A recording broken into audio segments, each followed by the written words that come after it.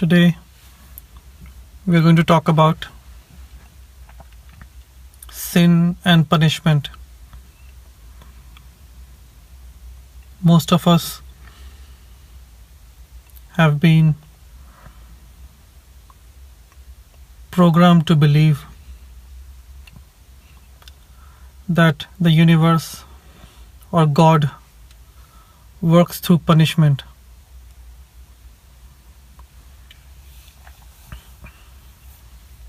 That we are all ultimately sinners, evildoers, and we deserve to be punished.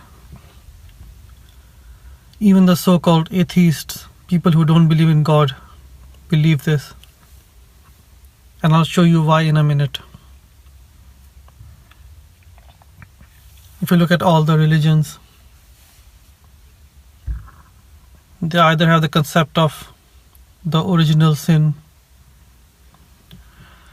in which human beings are born with sin,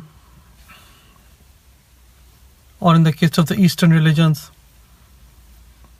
they believe in karma and rebirth,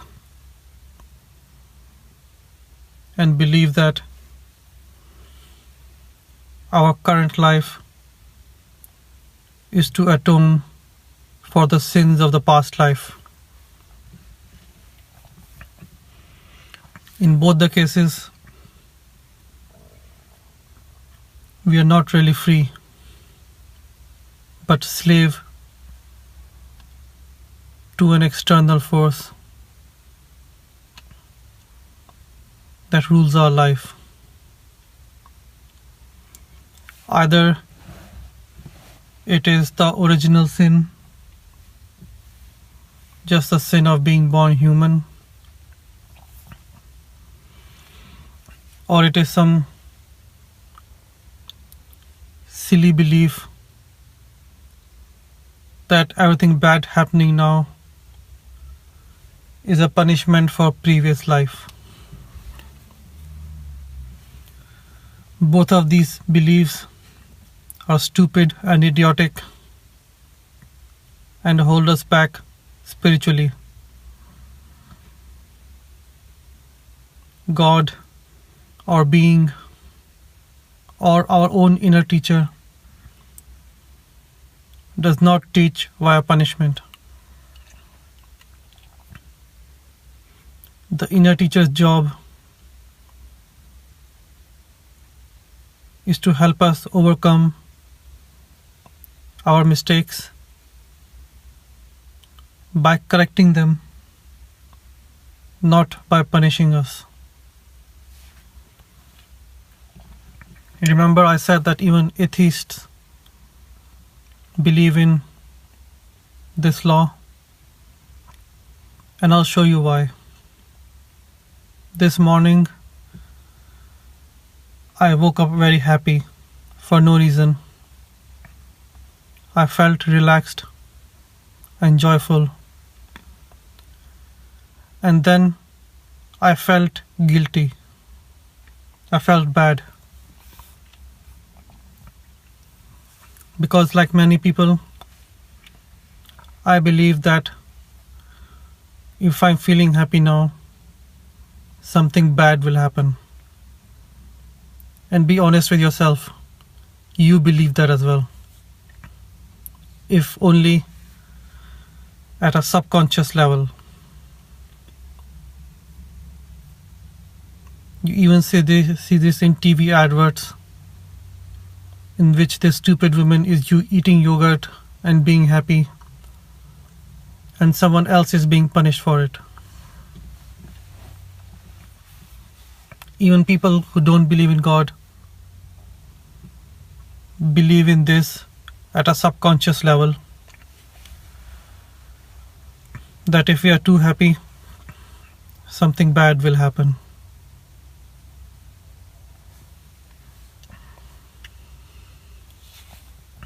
And like I said, this is a very harmful belief. It keeps us enslaved in the world of illusion. We believe that if we are happy now, we have to pay for it by suffering later. And that if we suffer later,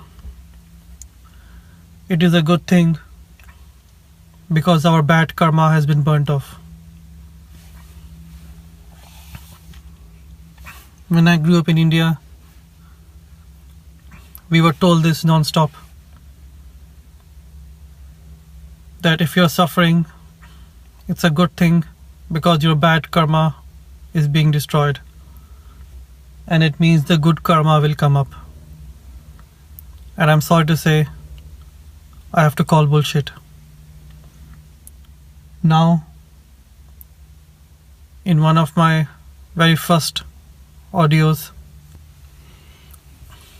I do say that suffering is necessary for spiritual growth. But that is a different kind of suffering. That is the kind of suffering that weakens the ego and lets the divine flow into us. As a simple rule, if you're not getting spiritual insights and you don't feel happier later on, you don't feel more spiritual later on, then your suffering was created by your ego and not by God. Another simple rule is that God never seeks to punish us, never seeks to teach us a lesson, never seeks to humiliate us or beat us down. Those are all the tools of the ego. Even when our inner teacher uses suffering, it is for a very short time and only to teach a very specific spiritual lesson, and only because we have been rejecting that lesson non-stop previously. The inner teacher tries to teach by love, and if we keep rejecting that, only then our own ignorance brings some suffering. But that suffering is only to teach us a spiritual lesson.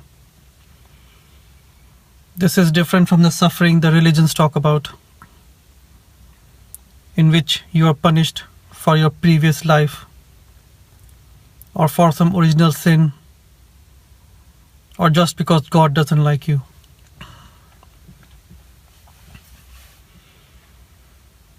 This is what I call bullshit upon. Like I've said, our inner teacher, who's actually God, prefers to teach by love and kindness. The suffering that we suffer is created by our own ego. It is created by our belief that in this universe, true happiness is not possible, and that if we want happiness, we have to suffer a little, or that it is our karma to suffer, or that worst of all, God wants us to suffer.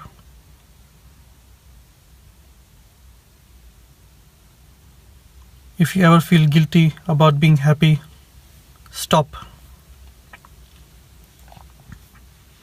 Our natural state, our true state, is one of joy and peace. A joy that arises from within us and is not dependent on external factors like getting a good job or a sexy wife.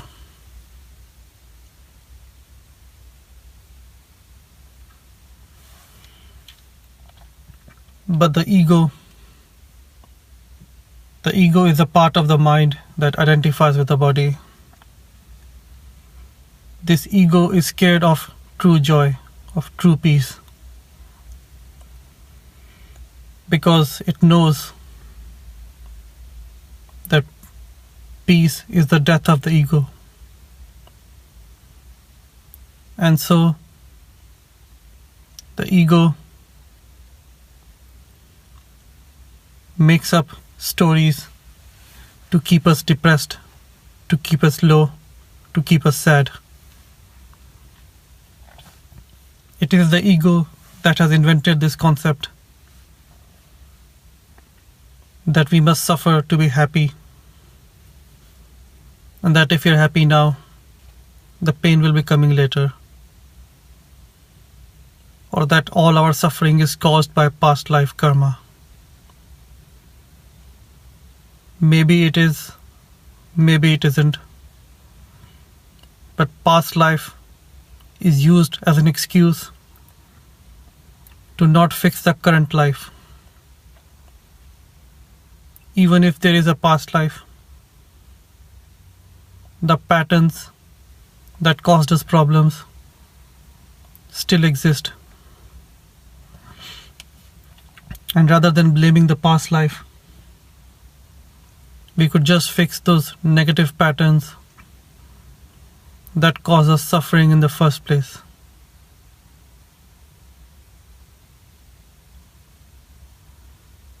But the ego doesn't like this. And so rather than accept that it is the cause of our suffering, that in fact it makes up our suffering,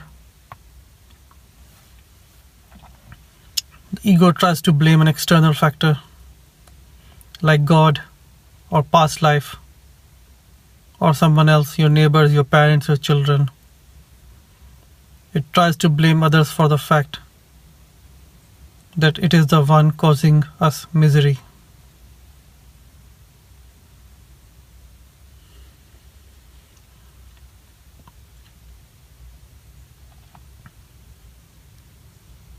The ego will never be satisfied. It does not want you to be happy. Because if you're happy, it means the ego serves no purpose and it must die. That's why, and see it in your own life, every time you're really happy, the ego will pull something up, something bad that's happening, and say, look, this is your fault. You were happy or enjoying yourself at that time, now you must suffer.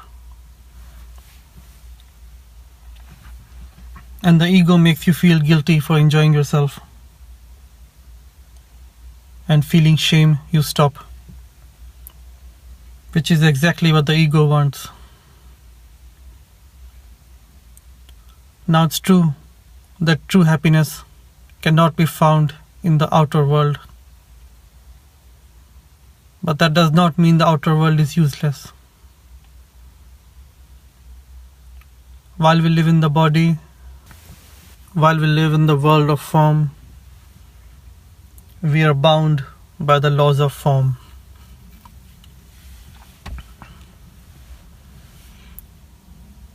Which means we must follow the rules of this world of form. There is nothing wrong with going clubbing. Well, I say nothing wrong. I mean nothing unspiritual about going clubbing or partying with your friends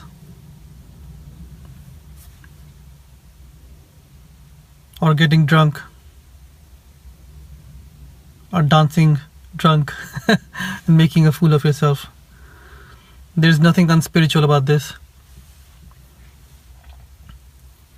Because you live in the world of form, you have to interact with the world of form.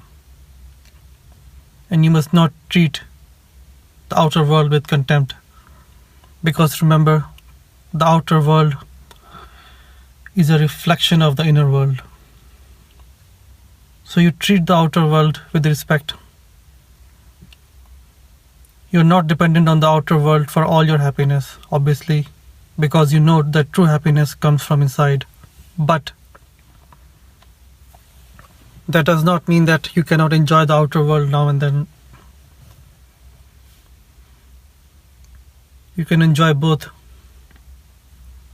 the formless, which remains forever, and the world of form, which is ever changing and doesn't remain forever.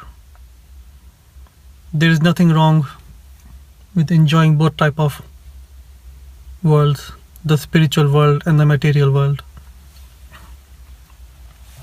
But the ego, it is a irritating voice inside our head, constantly criticizing us, constantly calling us stupid,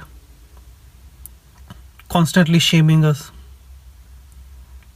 constantly telling us we are too fat, too ugly, we don't meditate enough, we are too stupid, we are too unspiritual. And every time we try to do anything that makes us happy, the ego will jump in and say, aha, you bad boy, you should now suffer. If you go out clubbing, the ego will shame you and say, oh look, if you could have been meditating, in fact you were out clubbing, shame on you, now you will have to suffer. And when anything bad happens in the next week, anything bad, the ego will jump in and say, look, this is your punishment, this is the karma for you partying that night. I'm sure it has happened to you as well. You enjoyed yourself at a party or something too much, and a few days later you felt guilty and you said, I'm not going to do this again. Something inside of you shamed you, called you stupid or fat or ugly, or that you made a fool of yourself. The ego likes to do this. But the problem is, even if you sit there meditating, the ego won't let you. It will start thinking about parties and going out and dancing. So when you go out dancing or clubbing, the ego will shame you. And when you sit at home to meditate, it will fight you. Your mind will get bored. You will want to look at the watch. You see where I'm going with this? Whatever you do, your ego or your mind will find a fault with it. And this inner voice, this negative inner voice, drives many of us crazy. And many people go literally crazy. They start talking loudly to themselves, start screaming. They have to be locked up because they attack other people.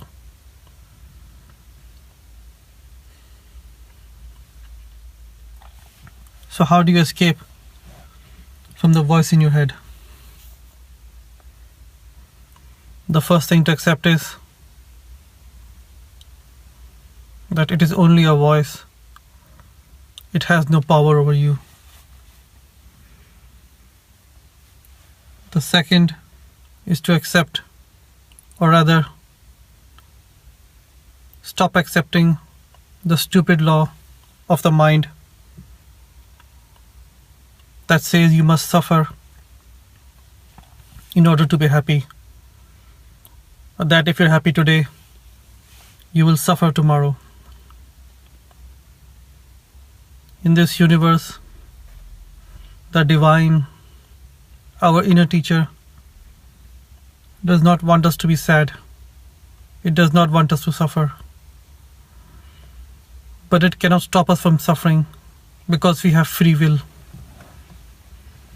And if we choose to suffer from our own free will, it does not stop us.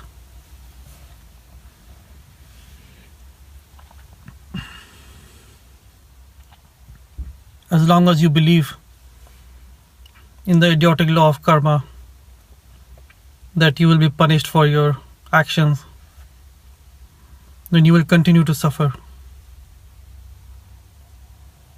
There is no global policeman who comes with a stick and beats you for having naughty thoughts.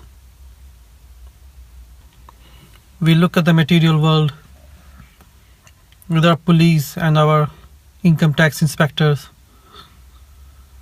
and our health and safety inspectors. All of these departments trying to stop you from doing bad work. And we think that God works in the same way. Just because the human society works on punishment and fear,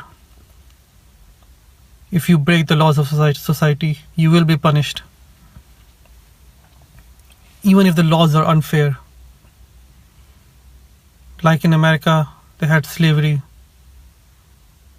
The law was unfair, but people who helped slaves escape were also thrown in prison.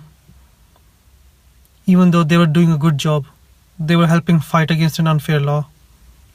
But the law is the law. If you break it, you will go to prison.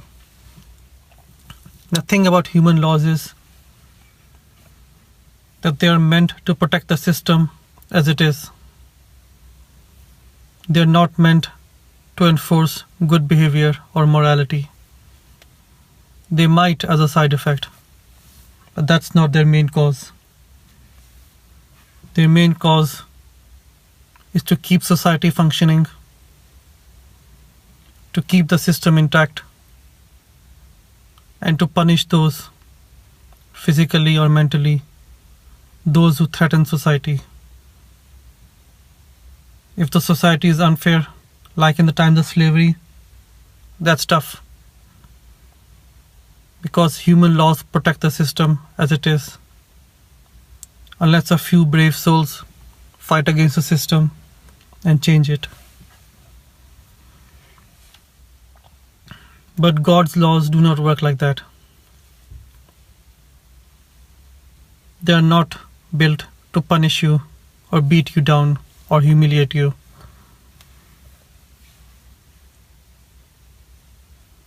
There is no cosmic policeman, like I said, whose only job is to punish you for whatever naughty thoughts you had. There is no devil, there is no Yam, no god of the death. That's not how God works. Like I've said, our own inner teacher tries to teach us with love. But because we reject that love, because we reject that kindness, we invite misery into our own life. But it is not God that's punishing us. It is us ourselves who are blocking the light of the divine from helping us. There's a big difference. It's like you're stuck in the darkness and you don't know how to escape. There's a door there and you can leave anytime. But for some reason, you're scared of the door and you keep it shut. And then you blame the God for keeping you entrapped. The divine is not keeping us trapped in this body. We are doing that. And we are doing it by not accepting the flow of life, by not accepting the universe as it is. We try to force our will on the universe, and when it doesn't work, we blame God or our past life. Why does this always happen to me? Always bad things happen to me. Actually, psychologists have researched this and they found this, that people forget all the good things that are happening to them and they remember all the bad things until they're only left with the bad things, which then becomes an excuse to blame God or karma for. But most of our misery is self-created. It is created by the mind in this life, in this very second, by our continuous non-stop negative thinking. The negative monster who lives in our head, constantly telling us negative things about how bad we are, how stupid we are, how we are nothing compared to XYZ or our neighbors. This constant negative voice is the one creating our misery, because we attract what we are inside. If we are loving and peaceful inside, we will attract love. Sure, you will meet a few bad people, few people who will be rude to you, who will try to take advantage of you. But if you are peaceful and loving inside, they will not have any effect on you. They will be like pebbles hitting a lake. They will just bounce off and fall away. A small piece of rock cannot damage the ocean or a lake. And in the same way, a negative person will not be able to damage someone who is peaceful. But because we are always full of negative thoughts and negative chatter, blah blah blah, I'm so bad, I need this, I need that, I'm so stupid, I cannot even become a millionaire. Our own negative thoughts attract our negative fate. Like a magnet, we attract misery due to our negative thoughts. And even feeling guilty, like, oh my God, why did I do that? Why did I eat that chocolate cake? I'm trying to lose weight. Or why did I drink so much? Or why was I so rude to my friend or my family? Feeling guilty, feeling negative, feeling shameful is also a way of attracting negativity. Because the ego loves misery. The ego loves it when you're sitting there going, oh my God, I'm so bad. I'm such a bad person. I deserve to be punished. Ego says, of course, buddy, of course you deserve to be punished. Here, let me do that job for you. But this negative spiral, constantly thinking negative thoughts, which attracts misery from the outer world, which gives you more negative thoughts, it is impossible to break. Well, it looks impossible to break, but it's not. Because our inner teacher is always willing us to show us the way out. But we must be willing to take the first step. The first step to going beyond shame and self-loathing and self-hate, and constantly blaming ourselves and God and karma for everything going wrong in our life.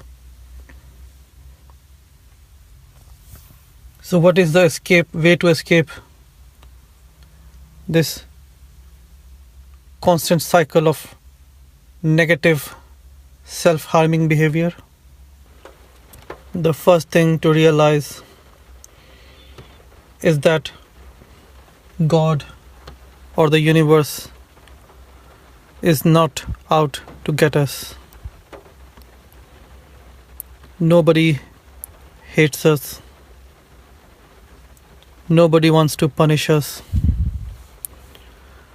Nobody wants to teach us a lesson, to show us our place, to beat us down. God or our inner teacher works through love, not through punishment. I repeat, because this is very important. Many of you are nodding your head, but you haven't understood the message, trust me. So don't nod your head. The universe works through love, not punishment. When we do suffer, and sometimes we have to suffer, that suffering is caused by ourself, our failing to understand the lessons that our inner teacher is trying to teach us. The suffering that we get, remember the very first audio talk I said had the gift of suffering. Sometimes life brings us suffering to teach us a spiritual lesson. But this suffering always happens after we have been repeatedly ignoring our inner teacher's message. And not for a day or two or even a week or two. I mean for years. Your inner teacher is constantly trying to teach you, to help you, to guide you. And if you constantly reject it for years, many years, then your own life, your own rejection of the teaching, your own blocked negative energy will attract suffering. Do you understand? It's not the universe punishing you for being a naughty boy, for looking at dirty magazines. It's your own negativity that is attracting your own misery.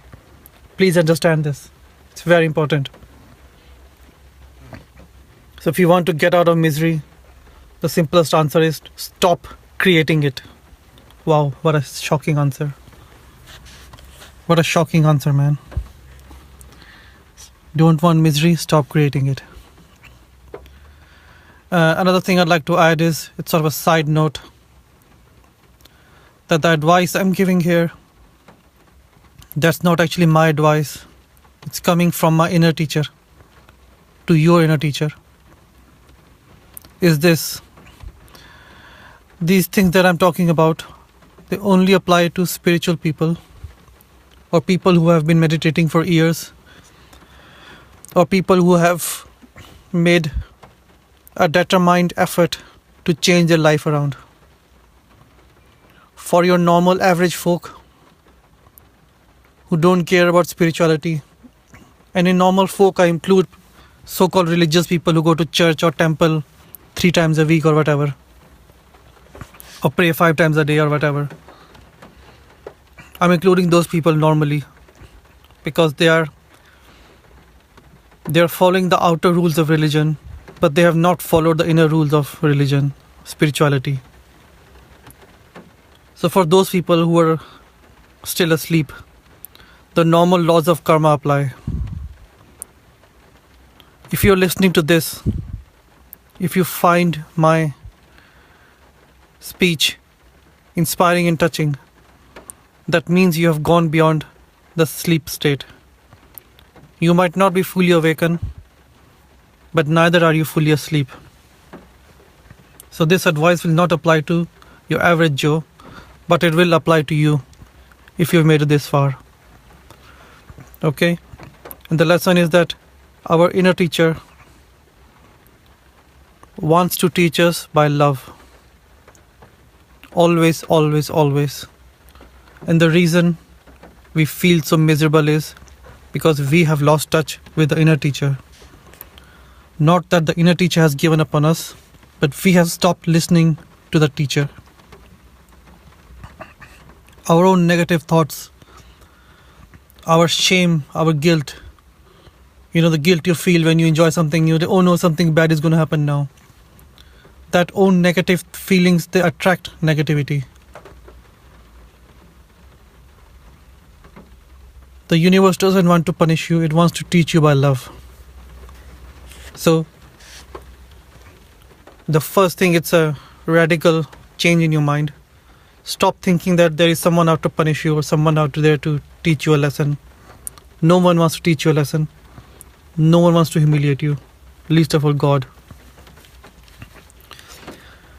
The universe is very loving. It is very kind. And it teaches by love.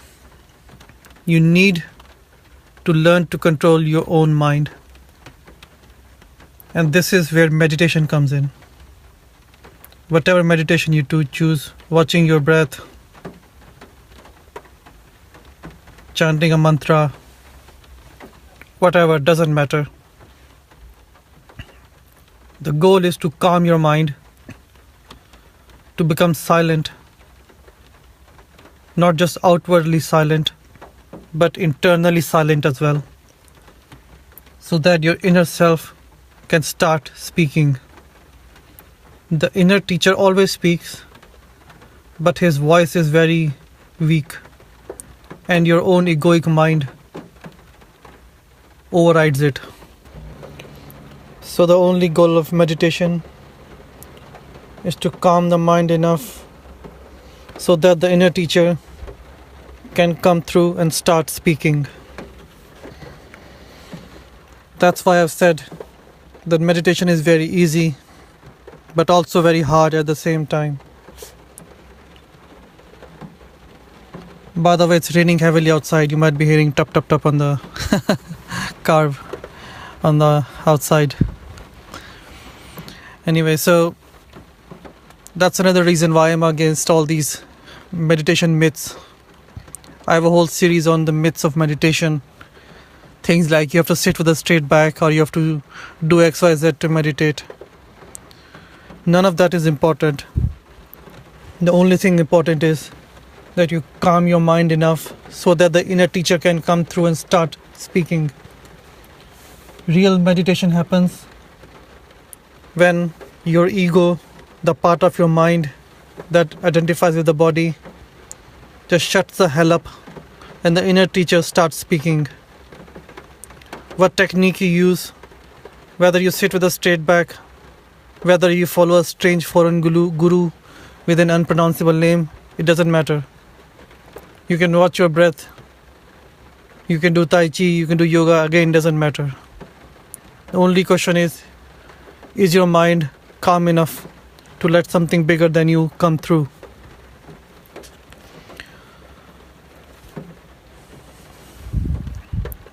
So there's a two-stage process. First is to change your way of thinking, to accept that you don't need to suffer to be happy, or that if you are happy, you won't be punished by some God for it. That the universe does not work on the law of give and take, that if you're happy now, you will suffer later, or vice versa. It doesn't work that way. God wants you to be always happy, every time, without suffering, without having to give anything up. And it is only your ego that comes in the way. So the first step is to change your thinking and accept that you can be happy without having to feel guilty or suffer later.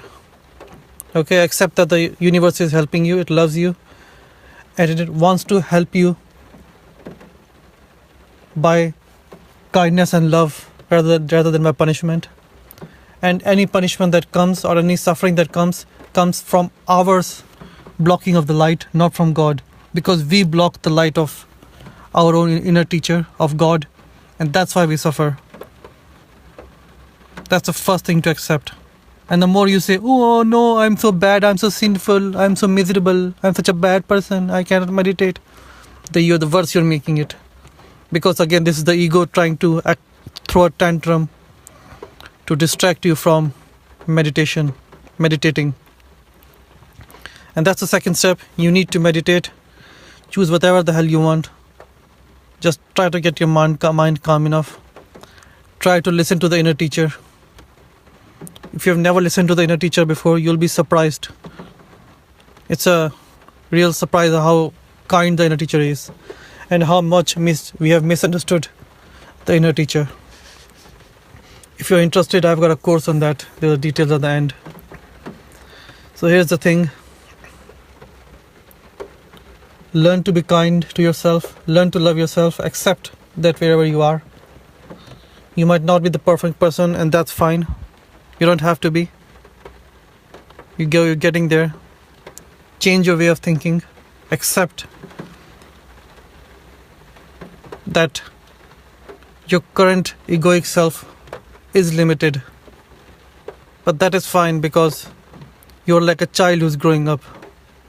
You don't scream at a child when he falls over, when a little baby falls over.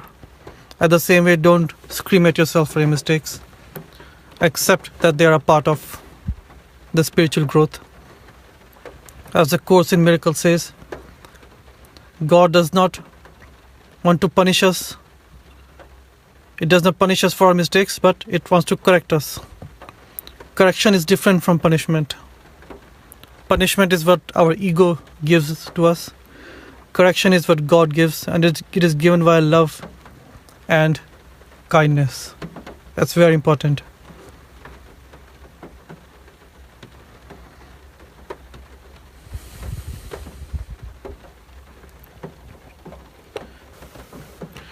I think I've spoken enough. rather a lot. I hope I've removed the myth from your mind. The myth that happiness and sadness come in pairs. They don't. Not if you're a spiritual person, not if you're walking on the path.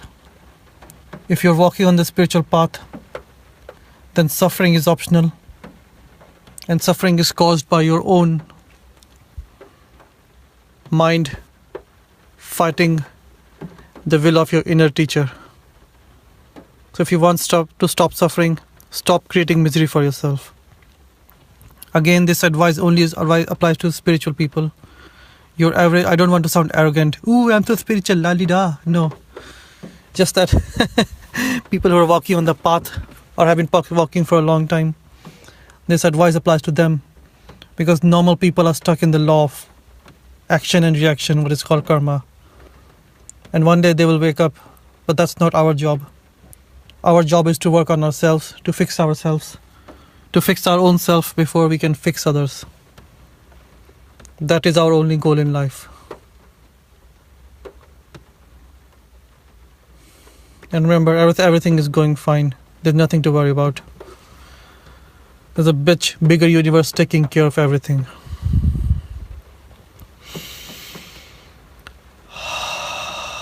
As always, few deep breaths.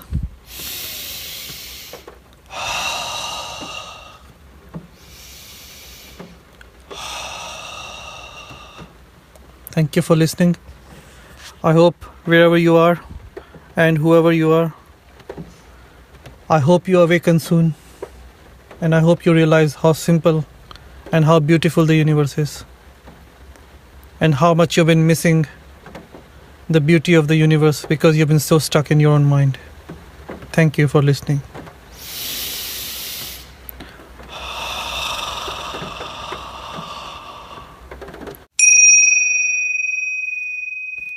Thank you for listening. If you want a free course on how to contact your inner teacher, your own spiritual guide, the part of the divine who lives inside of you and is guiding your spiritual progress, then please go to my website, thepathtojoy.org. That is thepathtojoy.org. Thank you.